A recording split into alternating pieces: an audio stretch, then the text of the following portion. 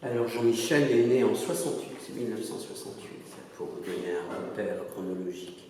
Et il est arrivé à l'atelier en 1990. Et puis j'ai toujours comparé à un papillon, qui butine comme ça, il passe de fleur en fleur. Eh bien Jean-Michel, c'est ça, il n'avait pas une thématique qui était vraiment précise, il essayait un peu tout et il partait de livres. Des livres d'art, des livres de publicité, de toutes ces images. Et puis petit à petit, évidemment, il a quitté tout ça et puis il s'est affirmé. Et il y a un thème, une thématique qui est revenue très régulièrement tout au long des années où il a peint, c'est la mine. Voilà. Pourquoi la mine? Parce qu'il est originaire de Valenciennes, parce que c'est le pays où il y avait beaucoup de mineurs, il se baladait le long des chemins de halage, a priori avec son grand-père, il voyait les bateaux passer avec beaucoup de charbon, tu vois, dans les bateaux, il voyait les camions, il voyait les trains qui transportaient le charbon.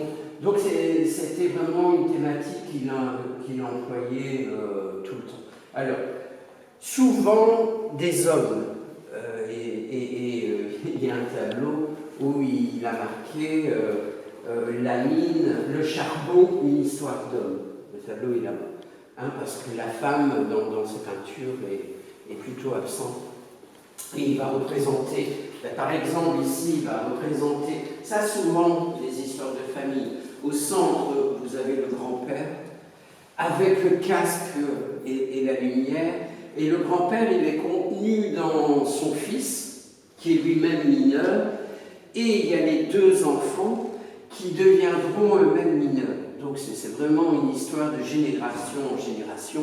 On voit ici l'hymne aux mineurs. Et ici, c'est la même chose. Alors après, c'est des tableaux assez fabuleux, parce qu'ils représentent une tête, et dans la tête est représenté le grand-père avec son casque, son fils et les enfants qui sont sur le côté. Donc, sur une image, il raconte finalement beaucoup de choses. Et puis petit à petit, alors ça au départ, il ne signait pas, il ne mettait pas son nom, il n'y avait pas de texte. Ça c'est vraiment dans les années 90, 95, 97, et il n'écrit pas dedans. Et puis petit à petit, il va commencer à signer, il va commencer à mettre la date où il commence son dessin et la date où il finit. Tu vois, le 30 du 8 2010, il a commencé sa peinture et il a fini le 13 du 9. Comme là, tu vois, il a commencé le mardi 8 juin pour la terminer le 25 juin 2010. Donc il vous donne beaucoup d'informations pour que vous puissiez lire son tableau. Alors, il écrit aussi ce qu'il ressent au moment où il peint. Qui rit? Alors, qui rit? Et il faut vraiment, quand vous lisez les textes, il y a le son qui est important. L'orthographe ou les syllabes ne sont pas forcément comme nous on peut les faire. Donc, c'est des textes dans lesquels il faut rentrer, parce que là, encore, c'est du français, mais parfois, il emploie le patois, le picard, et là, il faut essayer de déchiffrer. Et alors, une chose importante dans sa peinture, c'est la chape colorée. Alors, à un certain moment, il va mettre sa chape colorée avec toutes les couleurs qu'il a employées dans la peinture, le nom de la couleur, le numéro de la couleur référencé, et alors, vous voyez les croix et le carré, ça c'est la résistance à la lumière de la couleur. Donc, il vous donne toutes les informations pour que vous puissiez lire son tableau seul. Parce qu'au début, il m'expliquait ce qu'il avait voulu dire, et moi je devais l'expliquer aux gens. Je vais vous montrer une toile. Ça c'est plutôt le début de sa peinture. Donc je disais, Jean-Michel dessine ce qu'il sait et pas ce qu'il voit. Je sais qu'une chaise à 4 pieds, eh ben je dessine les 4 pieds. Une table à 4 pieds, il faut dessiner les 4 pieds de la table. Chose encore plus remarquable, c'est des boxeurs. Bien, ils ont des gants de boxe, donc normalement on ne voit pas les mains. Et bien là, on voit les mains. Et non seulement on voit les mains, mais on voit les doigts des mains, parce qu'une main, ça a 5 doigts. Donc c'est vraiment dessiner ce que je sais pour être complet. Exemple, ce tableau que je trouve assez fabuleux. Tu vois, c'est une moto avec un motard dessus. Eh bien, le motard, il l'a coupé en deux. Il y a une partie qui se trouve là, une partie qui se trouve là, avec les jambes, pour qu'on puisse voir la selle et le bidon d'essence de la moto. Sinon, il n'est pas complet. Il doit dessiner ça. À l'avant, il y a le guidon qui est droit, mais il a mis la roue de côté pour qu'on puisse voir les rayons. Sinon, il n'est pas juste. Et cerise sur le gâteau, il y a le motard qui est ici, mais sa bouche, c'est la roue arrière de la moto.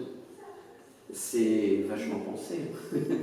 Alors, quelle que soit la grandeur de la toile, Jean-Michel employait des pinceaux très fins, du numéro 2 au numéro 10, même pour les grandes toiles.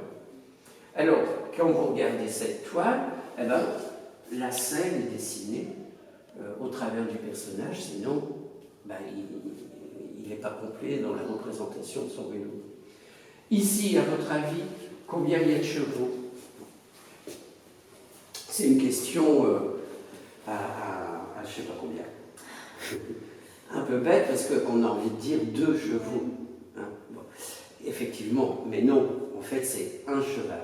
Parce qu'il dessine le cheval vu de face, mais s'il ne dessine pas la crinière qui est derrière sa tête, ben, il n'est pas juste. Donc il dessine le cheval vu de face et le cheval vu de derrière. Comme ça, il y a les 4 pieds, il y a la crinière. Tu vois, sinon il n'est pas complet. Alors, là, c'est la prairie dans laquelle est le cheval. Et puis ici, c'est le chemin pour que le cheval puisse regagner les boxes. Mais, normalement, comme on voit un peu ici du dessus, on devrait voir les boxes vus du dessus.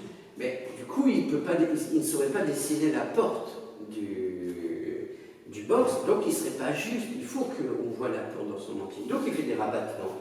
On voit la porte ici, mais en même temps on voit le toit du box. Tu vois, c'est vraiment aller au fond des choses qu'il sait, quoi. Donc je dois le dessiner comme ça. Ce tableau est fabuleux. Regarde, sur la même image, il a dessiné la lune, le soleil et une étoile. Et c'est la même image. Ici, on voit le pilote du bateau, l'hélice, et alors l'encre, c'est la bouche du poisson-chat. Mais il n'a pas écrit poisson-chat, il a écrit passion-chat. Tu vois, c'est plein de jeux de mots tout le temps, quoi. Oui, c'est une peinture qu'on ne peut pas regarder très vite parce qu'on va rater plein de choses. Et je crois qu'effectivement, il faut donner quelques codes de lecture parce que sinon les gens ne peuvent pas le deviner, quoi. Tu vois, c'est comme ici aussi, ces tableaux Rébus, il faut prendre le temps de les lire parce que c'est une longue vue, comme la journée de l'ampoule qui s'éteint. La vie est courte. Enfin, tu vois, en plus, je trouve que c'est plein de poésie comme ça. Au fur et à mesure, la vie de la journée s'éteint. De notre repos, en toute sérénité, on ne sait pas de quoi est fait demain. À demain pour un jour meilleur. Tu vois, carrière. Alors, est-ce que c'est une carrière? Carrière. Bon. Ou est-ce que c'est les chariots, carrière des chemines? Donc ça c'est la mine, la carrière de la mine peut-être. Un dombard d'autres ici. Donc il y en a bien d'autres ici. Mais c'est pas évident à lire parce qu'en plus l'orthographe, je ne sais pas comment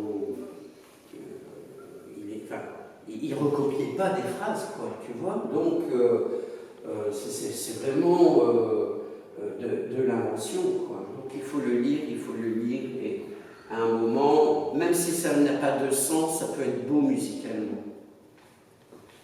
Et tu vois, par exemple, ce tableau, là, il m'a expliqué, puisqu'il n'y a pas d'écriture, c'est encore un tableau où il n'écrivait pas encore, il ne signait pas encore. Donc ce qu'on voit, c'est que c'est un monsieur qui joue aux cartes. Bon, ça c'est incontestable. Donc il a ses cartes qui sont aux mains, mais il lui faut une table et un tapis pour mettre ses cartes dessus. Comme il ne sait pas aller plus bas, il ne peut pas, il a mis la table vue du dessus avec le tapis de jeu. Donc le joueur de cartes joue sur cette table avec les tapis dessus. Dans beaucoup de cafés wallons, avant, il y avait un jeu de fléchettes qui était accroché au mur généralement. Eh bien, le jeu de fléchettes, il le fait de face. Donc, il dessine la table du dessus et il dessine le jeu de fléchettes de face, qui pose sur l'arête de la table. Le bar, pratiquement, on devrait le voir du dessus. On le voit du dessus, où on voit les pompes pour verser la bière. Mais en même temps, ce bar a une hauteur qui doit représenter, parce qu'il y a des céramiques, eh ben, il fait un rabattement et on voit le bar vu de face avec les céramiques. C'est vachement complexe, ça.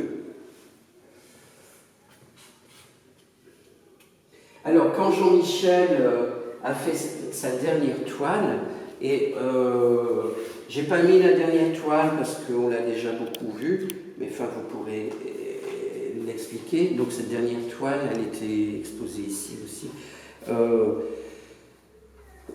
Dans cette dernière toile, il voulait faire sortir les démons qu'il avait en lui, tu vois. Et donc, il a fait cette toile en 2016. Généralement, une toile comme celle-là, qui fait 1 mètre sur 1 mètre 50, il mettait 1 mois pour faire cette toile. Ici, il a mis pratiquement 4 mois. Tu vois, il a commencé un 6 janvier 2016, ouais, voilà, et il l'a terminé le 11 avril, le 11 avril. Donc, t'imagines le temps qu'il a mis, parce que faire cette toile, pour lui, a été très compliqué. Il voulait quitter l'atelier, et c'était un moment difficile. Donc il avait des longues périodes où il était devant sa toile, assis sur une chaise, où il ne peignait pas, il regardait sa toile, et où il a écrit 57 textes en même temps qu'il a fait cette dernière toile. Et donc on a imprimé. Au début, on s'était dit on va imprimer 10 textes ou quoi, mais alors lesquels choisir, tu vois, regarde, il y a des dessins, là, c'est très complexe. Et donc, on a imprimé les 57. Donc ça, quand les gens viennent, vous pouvez aussi leur expliquer parce que c'est associé. Alors, idem, il ne faut même pas essayer de les lire en une fois, c'est absolument impossible. Donc, c'est de temps en temps essayer d'en lire un et puis de trouver la musicalité du texte. Voilà. Alors, Jean-Michel a quitté l'atelier en 2007. Au début, il m'en voulait beaucoup, donc il ne me parle plus. Ça a bien duré 5, 6, 7 ans. Ah ouais, quand même. Oh, bah, attends, comme il est mauvais, il est mauvais. Et puis après, il s'est rendu compte que malgré tout, on s'occupait toujours de son œuvre, quoi, parce que c'est ça, il est parti en se retournant, enfin, non, c'est même pas retourné, quoi. Il est parti, et la finalité de son travail, ce qu'on allait en faire, on pouvait en faire des petites allumettes, ça lui était égal, quoi, hein. Et puis là, il s'est aperçu que, non, on prenait soin de son travail, on le montrait, on continuait à montrer. D'ailleurs, quand j'ai exposé cette toile-là, il n'y a pas longtemps, il m'a fait remarquer qu'elle était tachée et que quand même j'aurais pu faire attention. Mais je crois qu'aujourd'hui, en tout cas, il paraissait plus serein du fait que son travail n'est pas oublié et qu'on le montre toujours. Voilà, je ne sais pas si vous avez une question ou l'autre. Alors moi, c'est par rapport à cette peinture-là. Oui. Je me demandais si ce qui était écrit sur les cartes en haut, ça voulait dire quelque chose.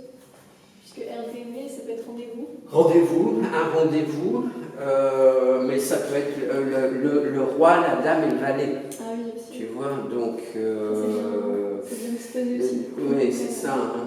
Et donc, tu vois, là, ce serait la dame de cœur, le roi de cœur. En fait, cette toile, c'est tout un moment où il a fait tout ce qu'on peut faire avec les mains. Qu'est-ce qu'on peut faire avec les mains? On peut manger, donc il avait fait avec des couverts, on peut jouer aux cartes, et donc il avait fait toute une série de toiles sur cette thématique de qu'est-ce que je fais avec les mains. Et donc je l'ai mis parce que là, il y avait le joueur de cartes. Alors, un point important, parce que ça, je pense qu'aujourd'hui, on fait de moins en moins, c'est de la peinture à l'huile sur toile. À l'époque, on a commencé, il faut se remettre dans le contexte des années 90, la peinture acrylique existait, mais elle coûtait plus cher que la peinture à l'huile. Et nous, on n'avait pas vraiment les moyens d'acheter les deux. Donc, comme on avait commencé la peinture à l'huile, on travaillait la peinture à l'huile. En plus, j'aime beaucoup la peinture à l'huile, c'est translucide un peu comme ça, enfin bon, c'est ma culture, enfin, c'est plutôt notre culture comme ça. Puis petit à petit, les choses se sont inversées et la peinture acrylique est devenue plus démocratique. Donc on a acheté de la peinture acrylique. Et la jeune génération de l'atelier, tu penses bien, la peinture à l'huile, c'est long à sécher. Les pinceaux, il faut les nettoyer à l'essence de térébenthine et tout ça. C'est vraiment embêtant. Alors que la peinture acrylique, ça sèche très vite. Tu nettoies tes pinceaux à l'eau, ça va très vite. Donc petit à petit, ils ont tous abandonné la peinture à l'huile pour se mettre à la peinture acrylique. Mais Jean-Michel n'a pas connu cette période puisqu'il a arrêté en 2016.